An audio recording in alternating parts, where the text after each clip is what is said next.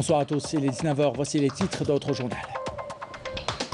Le président de la République, Abdelmajid Tebboune, a reçu un appel téléphonique du président de la République tunisienne, Kais Saïed. Les deux parties ont convenu de se rencontrer dès le retour du président de la République en Algérie.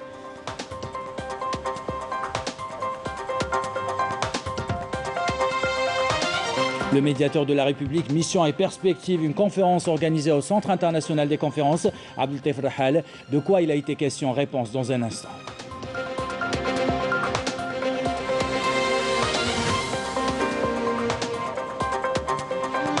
Le président de l'Assemblée populaire nationale, Slimane Chennine, a appelé les forces politiques et la société civile à resserrer les rangs et à rester unis pour faire face aux tentatives d'ingérence étrangère qui visent notre pays. Nous l'écouterons tout à l'heure.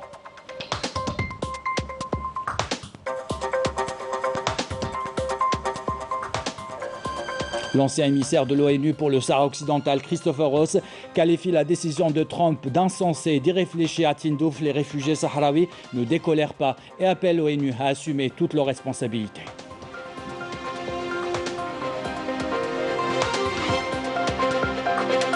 Enfin, on vous montre comment le couscous est célébré. Le Festival international du couscous se tient au Palais de la Culture. Moufti Zakaria, il est classé par l'UNESCO comme dossier multinational.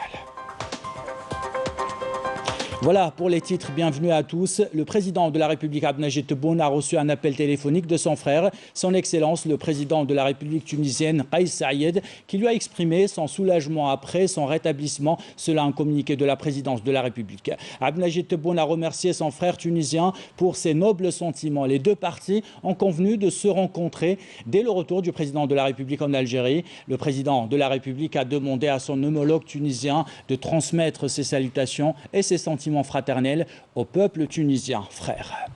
Dans l'activité parlementaire, une séance plénière a été consacrée ce matin à l'Assemblée populaire nationale aux questions orales adressées au ministre de l'Éducation nationale, de la solidarité nationale, de la famille et de la condition de la femme, de la santé de la population et de la réforme hospitalière, du travail, de l'emploi et de la sécurité sociale. Lors de cette séance plénière, le président de l'Assemblée populaire nationale, Slimane Chennine, a appelé les forces politiques et la société civile à resserrer les rangs et à rester unis pour faire face aux tentatives d'ingérence étrangère qui visent notre pays. Je vous propose de l'écouter.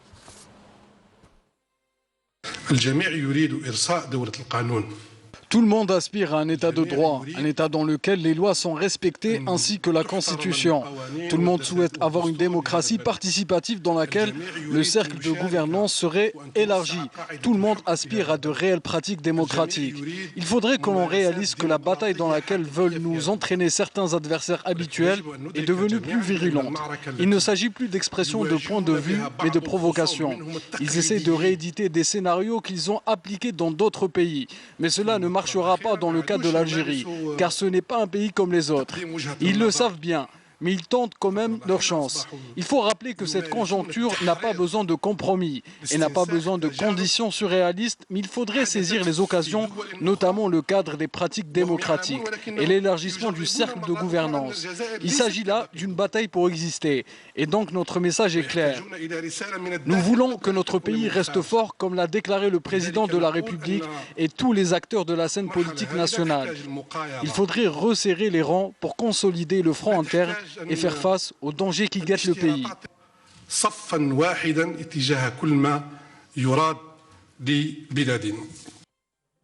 Dans l'actualité de ce jeudi, on vous parle d'une conférence nationale intitulée « Le médiateur de la République, mission et perspective ». Les travaux ont débuté ce matin au CIC, Abdelteif Rahal, en présence des conseillers du président de la République, Abdelhafid Allahoum, Nazih Barramdan, ainsi que le médiateur de la République, Karim Younes, et plusieurs membres du gouvernement. Cette rencontre est la première du genre. On découvre ses objectifs avec Amel Bouarba. Veiller au respect des droits des citoyens par les institutions de l'État et les collectivités locales et à l'amélioration du service public. Ce sont là quelques missions du médiateur de la République qui visent à lutter contre la bureaucratie et prendre en charge les requêtes des citoyens en coordination avec les différents départements ministériels et autorités locales. De quoi contribuer à mettre fin aux anciennes pratiques et à l'édification de l'Algérie nouvelle.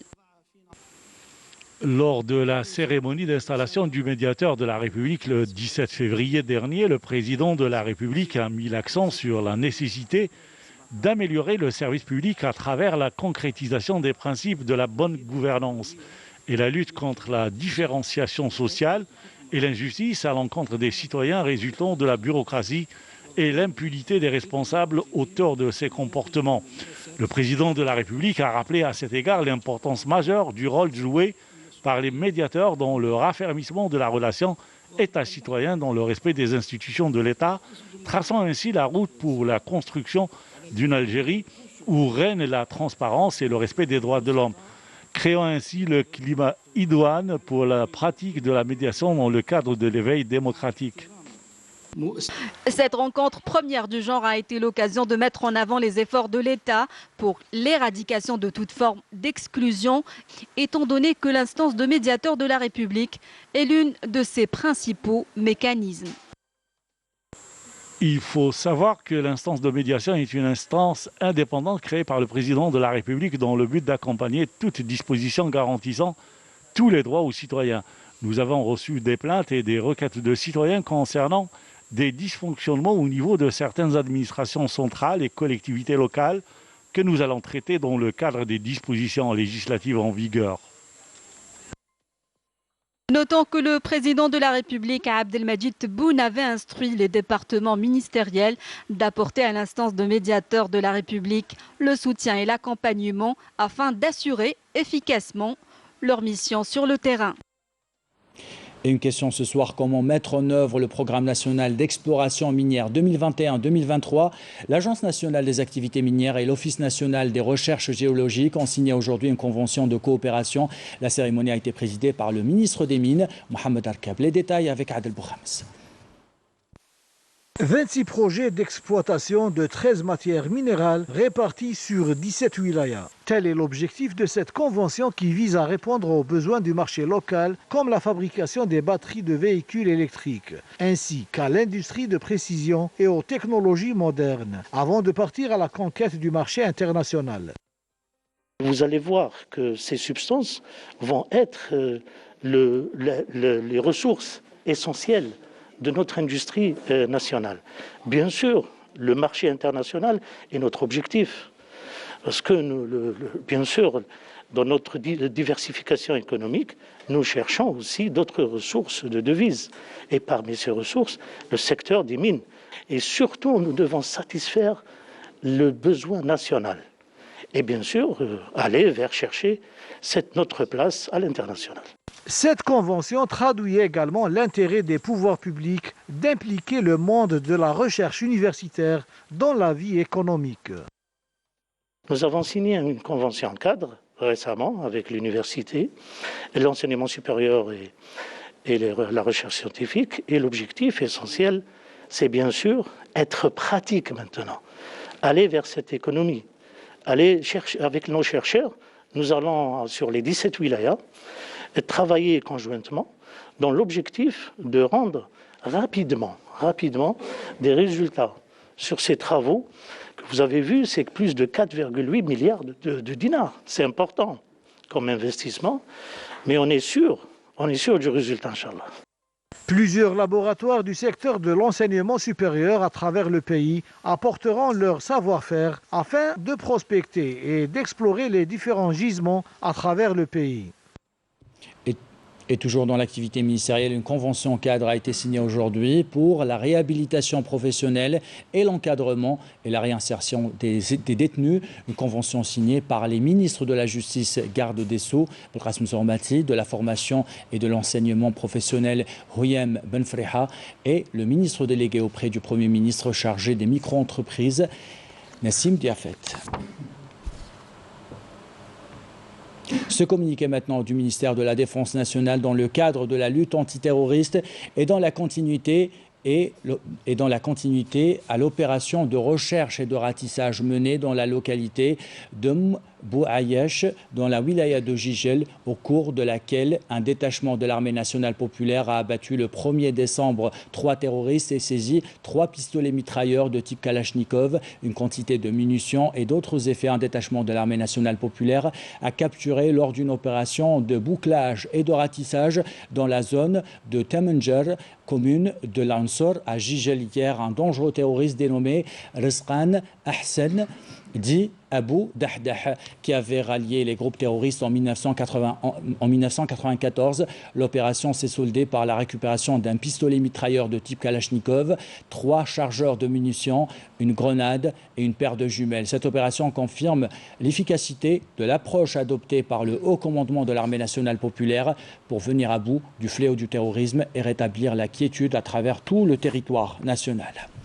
Et parmi les missions de l'armée nationale populaire, cette campagne de vaccination contre la grippe saisonnière et la prévention contre la pandémie de coronavirus. Au niveau de la 4e région militaire, une caravane composée de médecins et de personnel soignant et dotée aussi de matériel médical adéquat sillonne les régions reculées et les zones d'ombre dans la commune de Timerwelin, wilaya d'Ilizi. Une mission accomplie dans le cadre de l'exécution des directives du haut commandement de l'armée nationale populaire qui vise à consolider les liens entre le peuple et son armée.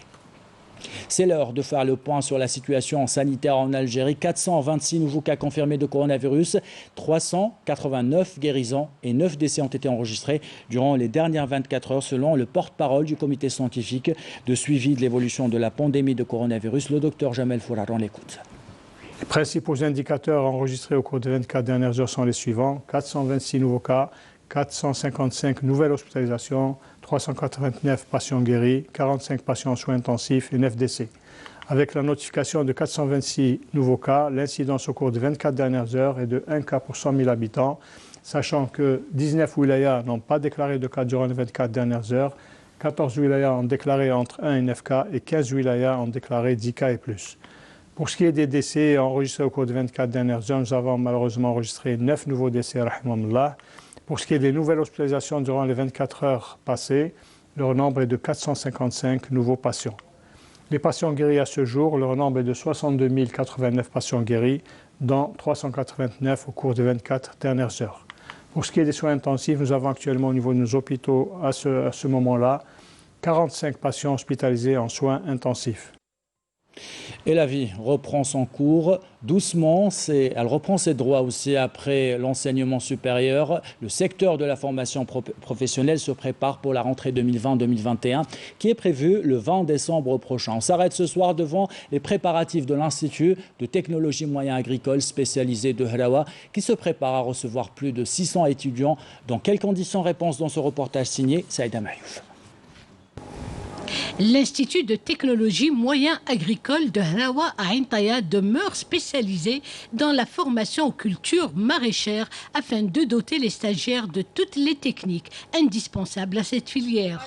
Nous sommes ici au niveau de la serre multichapelle. C'est une serre pédagogique qui sert pour les besoins des applications de nos stagiaires. Nous sommes ici, nous avons cultivé et installé la culture de tomates qui est au stade de 6e, 7e bouquet. Elle va entrer en production à partir de la semaine prochaine, donc juste le temps que nos élèves arrivent. Elle va servir aussi pour les bases agronomiques de nos stagiaires, c'est-à-dire tout ce qui est physiologie, typologie des espèces et tout.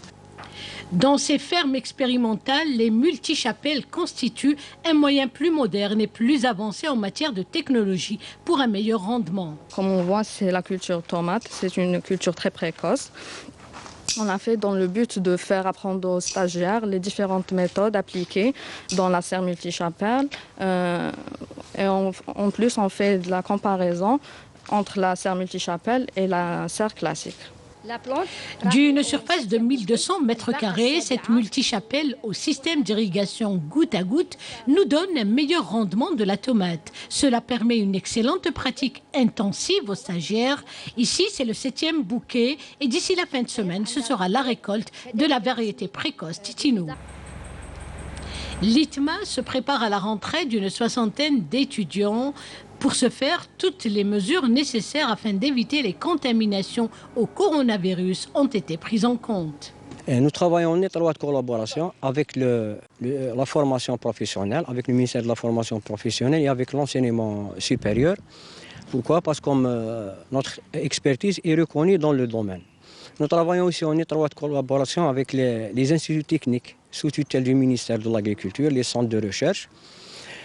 Et ces atouts nous permettent de développer justement trois types de formations, à savoir la formation initiale, la formation qualifiante et la formation de courte durée. Pour la formation plutôt des adultes, la formation continue. Donc, par exemple, pour l'année passée, on a formé quelque chose comme 1500 porteurs de projets. Par rapport au respect du protocole sanitaire, nous avons été destinataires d'un protocole et justement, on l'applique minutieusement sous l'œil bienveillant de notre médecin de l'Institut. Et justement, on est prêt pour la rentrée prévue pour le 20 de ce mois. L'ITMA de Hrawa demeure cet outil indispensable au métier d'agriculteur, à même de doter les étudiants du savoir-faire nécessaire à l'exercice et à la pratique de cette filière. Voilà pour ces préparatifs. Dans l'actualité internationale, le Conseil de sécurité de l'ONU se réunira lundi prochain à la demande de l'Allemagne pour discuter du conflit du Sahara occidental. La réunion prévue à huis clos intervient après la décision du président américain sortant Donald Trump de reconnaître la prétendue souveraineté du Maroc sur le Sahara occidental en contrepartie de la normalisation des relations entre le Maroc et l'entité sioniste. Une décision insensée et irréfléchie selon l'ancien émissaire de l'ONU pour le Sahara occidental Christopher Ross. Dans le camp de réfugiés sahraouis Smara à Tindouf, ce sont des centaines de Sahraouis, femmes et hommes, qui ont manifesté leur colère contre cette décision du président américain. Couverture de Omar Touagin, commentaire signé Abdelmajid Bankassi. Elles étaient des centaines de femmes sahraouis à manifester dans le camp de Smara de Tindouf pour dire non à la dernière sortie médiatique du président américain sortant Trump et pour dire oui par contre à leur attachement à leur armée de libération et à leur terre du Sahara occidental. Des femmes, mais aussi des hommes et tout le peuple sahraoui étaient au rendez-vous. C'est une réponse on ne peut plus claire du peuple sahraoui aux allégations du président américain. Le peuple sahraoui reste déterminé et se tient aux côtés de son armée qui se trouve dans les premières lignes du combat. Nous tenons à dire à Trump que nous, les Sahraouis, nous avons une cause nationale à défendre et nous nous y attacherons jusqu'au recouvrement de notre indépendance. Les participants au meeting sont tous engagés pour le recouvrement de leur souveraineté et leur indépendance. Nous sommes solidaires avec nos jeunes combattants engagés dans la lutte armée. Le Sahara occidental nous appartient, il n'est guère marocain et personne ne peut nous détourner de notre combat. Cela fait 45 années que nous résistons et que nous menons le combat. Nous irons jusqu'au bout. Nous disons au monde entier que nous sommes décidés à arracher notre liberté et à reconquérir tous nos territoires.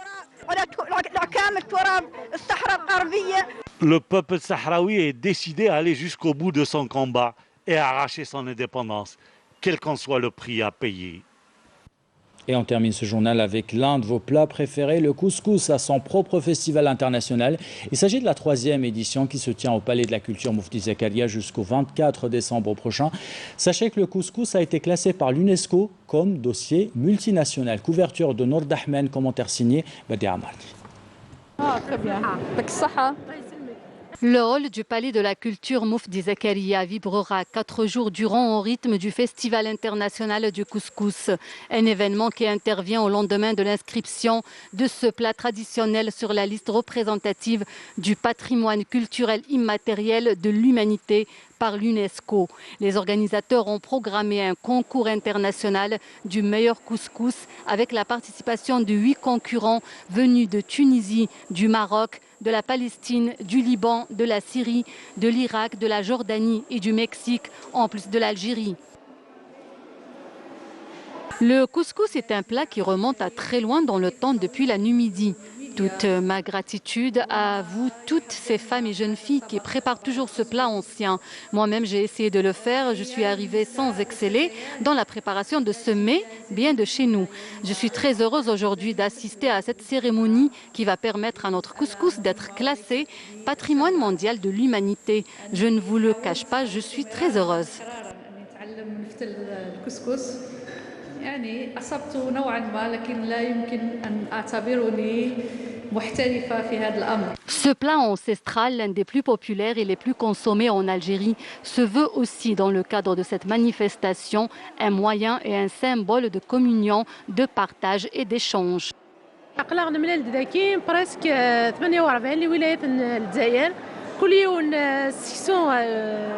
السكسون ديوي تصل صناف السكسون كاينين نزرايه وكذا كاين ثايا الله يبارك يعني ثمور نعتمر كنتي اما كاين نزرا سكسون زمرا دنيني البلا اسونسيال غورنا الناس زاد في سكسو سكن واحد هي جايه سكسو ناريس تجميلتي سكسو نخدم في مغريوين نخدم في قارحه وكنا عنير نخدم في ما يدو قشيش نخدم 7 ايام وقشيش نخدم سكسو باقي اللي درتو انا درت الصفا بون الصفا تنتمي من الغرب الجزائر حتى المروك واول مره شاركت في التظاهره هذه والحمد لله كما قال واحد طعمنا ولا عالمي.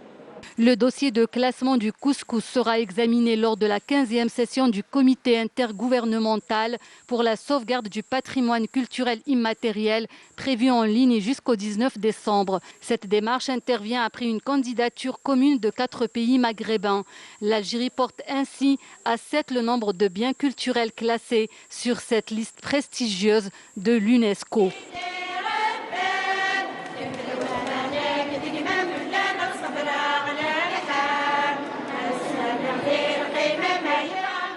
Et ainsi va l'actualité. C'est la fin de ce journal. L'équipe de la rédaction qui l'a préparé, l'équipe technique qui l'a réalisé. Vous remercie de l'avoir suivi. Belle soirée.